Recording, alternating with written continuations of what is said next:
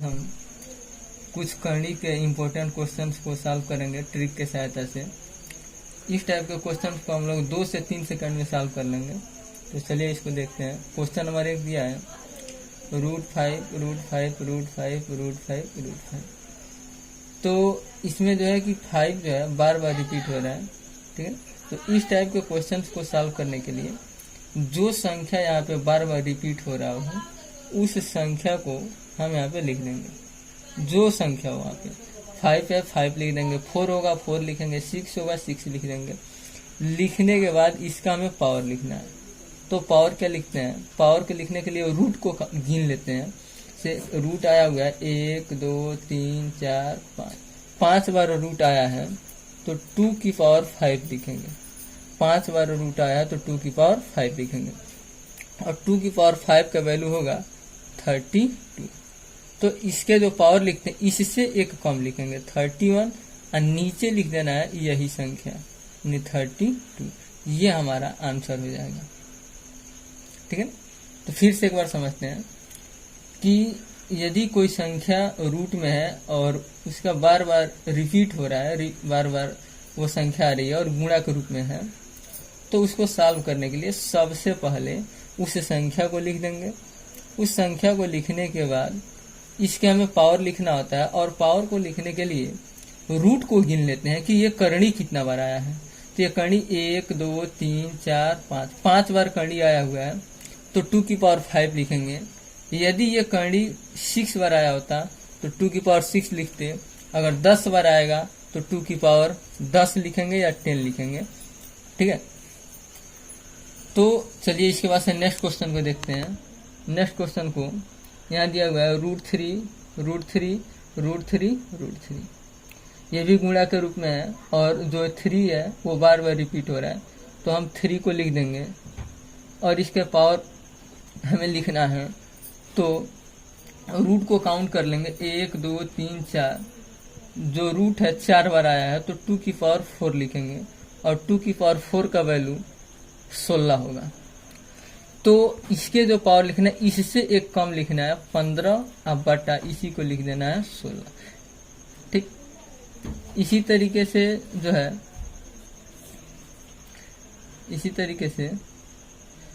ये √x दिया हुआ है। तो इसको सॉल्व करने के लिए यहाँ पे x जो है बार बार रिपीट हो रहा है तो x लिख देंगे।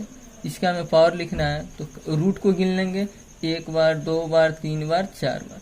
4 बार रूट आया हुआ है तो 2 की पावर 4 लिख देंगे और 2 की पावर 4 का वैल्यू 16 होगा। और यहाँ पे जो पावर लिखेंगे एक कम करके लिखते हैं ऊपर और नीचे यही लिख देंगे 15/16। ये हमारा आंसर हो जाएगा, ठीक है। चलिए अब इसी तरीके के जो क्वेश्चन देखते हैं जो यहाँ पे √5 डैश डैश से अनंत तक दिया हो, ठीक है ना। इसमें जो क्वेश्चन दिया था अनंत तक नहीं दिया था तो इसको जो हमने सॉल्व किए, जो क्वेश्चन दिया होता है उस क्वेश्चन को लिख देते हैं। उसके पावर को लिखने के लिए जो है कि रूट को गिन लेते हैं। रूट को गिनने के बाद से 2 की पावर उतना लिख देते हैं। कोई भी संख्या हो जितना बार रूट आएगा उतना 2 की पावर लिख देंगे। उसके बाद से उसका वैल्यू जितना आएगा उससे एक कम ऊपर लिखेंगे और उतना ही नीचे लिख देंगे। तो इसमें जो है कि अनंत तक जो दिया हुआ है, ठीक है ना। तो इस टाइप के क्वेश्चन में जो क्वेश्चन में जो अंक दिया होता है वही आंसर हो जाता है। इसके आंसर 5 हो जाएगा, ठीक है ना। ये भी अनंत तक दिया हुआ है 7 रूट में दिया हुआ है तो इसका भी आंसर 7 हो जाएगा। यानी जो अंक बार बार रिपीट होगा वही आंसर हो जाएगा। यदि अनंत तक होगा तभी, अनंत तक नहीं होगा तो उसका आंसर वो नहीं होगा। यदि यहाँ देखिए √5 अनंत तक दिया तो इसका आंसर 5 हो गया। यहाँ √7 ये भी अनंत तक दिया, इसका भी आंसर 7 हो जाएगा। यदि कोई संख्या √11 ऐसे अनंत तक दिया है तो इसका आंसर 11 हो जाएगा। तो यदि कोई संख्या इंटू में हो और वो अनंत तक हो, ठीक है ना, बार बार रिपीट हो रहा तो उसका आंसर वही हो जाएगा। इसके बाद से आते हैं टाइप 3।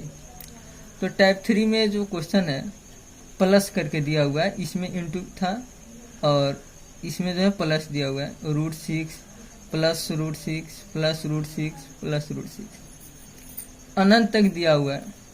तो इस तरह के क्वेश्चन को हल करने के लिए यहाँ पे जो 6 है वो बार बार रिपीट हो रही है।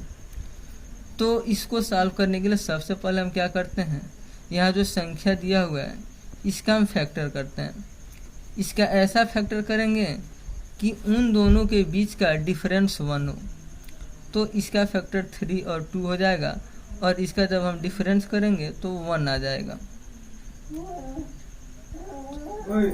तो इसमें जो आंसर होता है वो बड़ी संख्या हो जाती है। तो इसका आंसर क्या हो जाएगा, 3 हो जाएगा। यदि संख्या प्लस करके दिया हुआ है तो आंसर बड़ी संख्या हो जाएगी। यदि यहाँ पे माइनस दिया होता तो आंसर छोटी संख्या हो जाएगी। जैसे यदि √6 माइनस √6 यदि अनंत तक दिया है तो यहाँ पे जो 6 दिया है 6 का फैक्टर कर देंगे तो 3 × 2 होगा। इनका डिफरेंस भी 1 होना चाहिए। इस बात को याद रखना है कि इनके बीच का जो डिफरेंस हो वो 1 होना चाहिए। तो यहाँ पे अगर माइनस दिया है तो छोटी संख्या आंसर आएगी, इसका आंसर 2 हो जाएगा। इसी तरीके से यहाँ 72 √72 अनंत तक दिया हुआ है प्लस करके, तो 72 का हम फैक्टर करेंगे ताकि उसका डिफरेंस भी 1 हो। तो 9 × 8 9 8 72 और इसका जब डिफरेंस करेंगे तो 1 आ जाएगा। तो यहाँ पे प्लस करके दिया है तो आंसर बड़ी संख्या, आंसर क्या होगा, बड़ी संख्या। तो बड़ी संख्या क्या है, 9, ये हमारा आंसर हो जाएगा। ठीक है, यदि प्लस दिया रहेगा तो बड़ी संख्या आंसर हो जाएगा, माइनस देगा तो छोटी संख्या। यदि यहाँ पे माइनस दिया होता, माइनस माइनस माइनस, तो आंसर छोटी संख्या 8 हो जाता। नेक्स्ट क्वेश्चन देखते हैं, √2 प्लस इन्फिनिटी तक दिया हुआ है। तो इसमें हम 2 का फैक्टर करेंगे, 2 का फैक्टर करें ताकि डिफरेंस 1 हो, इनका अंतर 1 आए, तो 2 और 1 हो जाएगा। 2 में से 1 माइनस करेंगे, इनका डिफरेंस 1 आ जाएगा। प्लस करके दिया हुआ है तो बड़ी संख्या आंसर हो जाएगी, यानी बड़ी संख्या क्या होगी, बड़ी संख्या 2, ये हमारा आंसर हो जाएगा। इसमें देखिए √6 अनंत तक दिया हुआ है, जो ऊपर अभी बताए हैं यहाँ पे। तो 6 का हम लोग फैक्टर करेंगे तो 3 × 2 होगा और इनका डिफरेंस 1 होगा। तो यहाँ पे माइनस दिया है तो छोटी संख्या आंसर होगी, छोटी संख्या। तो छोटी संख्या क्या हो जाएगी, 2 हो जाएगी। यहाँ पे देखिए √2 यहाँ पे प्लस दिया था, यहाँ पे माइनस दिया हुआ है, तो हम 2 का फैक्टर करेंगे तो आएगा 2 × 1 आएगा। और ये माइनस में दिया है तो छोटी संख्या आंसर हो जाएगी। तो छोटी संख्या हमारी, छोटी संख्या 1 होगा, आंसर हो जाएगा। इसके बाद से नेक्स्ट क्वेश्चन देखते हैं। यहाँ पर जो है कि √5 अनंत तक, ये अलग टाइप का क्वेश्चन है। हमें इस टाइप का क्वेश्चन जो प्लस करके दिया होता है अनंत तक, तो हम उस संख्या का फैक्टर करते हैं और ऐसा फैक्टर हमें करना है ताकि उनका डिफरेंस 1 हो।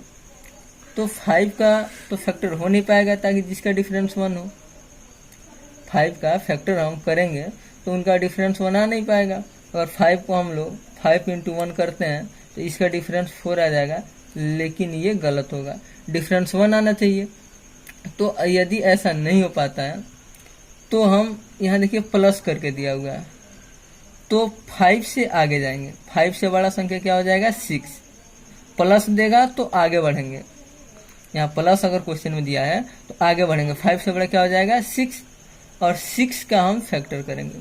तो 6 का फैक्टर 3 और 2, और इनका डिफरेंस क्या हो जाएगा, 1 हो जाएगा। ठीक, तो इसका जो आंसर आएगा 3 व 2 के बीच। ठीक है ना, इसका आंसर 3 और 2 के बीच में आएगा। इसी टाइप से आंसर आएगा, आपको जो ऑप्शन दिया जाएगा 3 व 2 के बीच में, इसी तरीके से आंसर हो जाएगा। यहाँ देखिए √3 -√3 -√3 -√3, ये भी अनंत तक दिया हुआ है। तो 3 का कोई ऐसा फैक्टर नहीं हो पाएगा जिसका डिफरेंस 1 हो, ठीक है ना। तो ये माइनस यहाँ दिया हुआ है, तो 3 से हम नीचे आएंगे, 3 से नीचे 2 हो जाएगा, तो 2 का फैक्टर हो जाएगा 2 × 1 और इनका डिफरेंस 1 हो जाएगा। यदि माइनस में दिया होता है तो उससे नीचे आते हैं, तो 3 के नीचे 2 है, तो 2 का फैक्टर करने पर 2 × 1 और इनका अंतर 1 आ जाएगा। तो इसका जो आंसर होगा 2 और 1 के बीच में, 2 व 1 के बीच, ठीक। यहाँ पर √11 नेक्स्ट क्वेश्चन है, √11 माइनस करके दिया हुआ है। तो 11 का कोई ऐसा फैक्टर होगा नहीं जिसका डिफरेंस 1 आ जाए। तो 11 ये जो माइनस में दिया हुआ है तो नीचे आएंगे, 11 के नीचे अगर हम 10 आते हैं 10, तो 10 का कोई ऐसा अगर 2 × 5 लिखते हैं तो इनका अंतर 3 आ जाएगा, तो ये गलत हो जाएगा, ये जो है कि गलत हो जाएगा। तो 11 से नीचे आएंगे, माइनस में दिया तो नीचे आएंगे 10 गलत हो गया। फिर 10 से भी नीचे जाएंगे 9 का भी फैक्टर अगर करते हैं तो 3 × 3, इसका डिफरेंस 0 हो जाएगा, ये भी गलत हो जाएगा। उससे भी नीचे जाएंगे 8, तो 8 का भी अगर हम फैक्टर करते हैं 4 × 2 करते हैं तो इसका डिफरेंस 2 हो जाएगा, ये भी गलत हो जाएगा। तो इसी तरीके 8 के बाद 7 भी नहीं होगा, गलत हो जाएगा। 6, तो 6 का फैक्टर करेंगे 3 × 2 और इसका डिफरेंस 1 आ जाएगा। तो इसका आंसर जो है 3 और 2 के बीच में होगा, 3 व 2 के बीच, ठीक है। यदि क्वेश्चन माइनस में दिया हुआ है और बार बार रिपीट हो रहा है, अनंत तक दिया है, और इसका फैक्टर करने पर उनके बीच का डिफरेंस 1 नहीं आ रहा है, तो माइनस में दिया हुआ है तो उससे हम नीचे की तरफ जाएंगे। 11 से नीचे 10 पे नहीं हुआ, 9 पर भी नहीं हुआ, 8 पर नहीं हुआ, 7 पे नहीं हुआ, तो 6 का करने पर फैक्टर उनका डिफरेंस 1 आ जा रहा है, यानी 3 और 2 के बीच में इसका आंसर होगा। यहाँ माइनस दिया हुआ था, यहाँ पे प्लस दिया हुआ है। नेक्स्ट क्वेश्चन दिया है √11 अनंत तक दिया हुआ है। तो यहाँ प्लस दिया हुआ है, तो प्लस दिया हुआ है तो हम आगे बढ़ेंगे, तो 11 से आगे बढ़ेंगे तो हमारा हो जाएगा 12, और 12 का फैक्टर करेंगे तो 4 × 3, 4 × 3 12 हो जाएगा, और इनके बीच का डिफरेंस 1 हो जाएगा। तो इसका जो आंसर आएगा 4 व 3 के बीच, 4 व 3 के बीच हो जाएगा, ये आंसर हो जाएगा हमारा। इसके बाद से नेक्स्ट क्वेश्चन देखिए, 1 1 1 1 इन्फिनिटी तक दिया हुआ है। तो 1 का हमें फैक्टर करना है जिसका डिफरेंस 1 आ जाए, तो 1 का कोई ऐसा फैक्टर होगा नहीं जिसका डिफरेंस 1 आ जाए, और 1 को 1 × 1 लिखते हैं तो इनका डिफरेंस 0 आ जाएगा, तो यह गलत हो जाएगा। तो इसलिए ये प्लस में दिया हो तो आगे बढ़ेंगे, तो 1 से आगे जाएंगे तो क्या हो जाएगा 2 हो जाएगा, तो 2 का फैक्टर करेंगे तो 2 × 1 होगा, और इसका डिफरेंस कितना आ जाएगा 1, यानी इसका जो आंसर आएगा 2 और 1 के बीच में, 2 व 1 के बीच, इसका आंसर 2 और 1 के बीच में आएगा। इसके बाद से लास्ट क्वेश्चन देखते हैं, √1 माइनस जो करके दिया हुआ है, अनंत तक दिया हुआ है। तो यहाँ पर भी 1 है, और 1 का हमें फैक्टर करना है जिसका डिफरेंस जो है कि 1 आ जाए, तो 1 का ऐसा फैक्टर संभव नहीं है। तो यह माइनस में दिया हुआ है तो हम नीचे जाएंगे, तो नीचे आएंगे तो क्या मिलेगा 0, क्या मिलेगा 0 × 1 लिख देंगे इसको, 0 × 1, और इनका जो डिफरेंस करेंगे तो कितना आएगा 1 आ जाएगा। तो इसका जो आंसर आएगा 0 और 1 के बीच, 0 और 1 के बीच,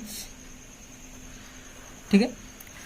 तो इस तरह के जो क्वेश्चन होते हैं जिसका फैक्टर करने पर उनके बीच का डिफरेंस अगर 1 नहीं आता है, तो यदि प्लस में दिया है तो उससे आगे की तरफ बढ़ेंगे और आगे बढ़ते जाएंगे, और तब तक आगे बढ़ेंगे जब तक किसी संख्या का फैक्टर करने पर 1 न आ जाए। यदि माइनस में दिया होगा तो नीचे की तरफ बढ़ेंगे, जब 5 है तो आगे प्लस में दिया तो 6 हो गया, 3 का नीचे आया 2 हो गया, 11 का माइनस में दिया हुआ है तो नीचे आएंगे, तो 11 से नीचे 10 पे नहीं बैठ रहा था, फिर 9 8 नहीं हुआ, 6 पे बैठ गया, तो 6 का फैक्टर 3 और 2 हुआ, तो इसका आंसर 3 और 2 के बीच में होगा। इसी तरीके से इसको भी हम सॉल्व कर लेंगे।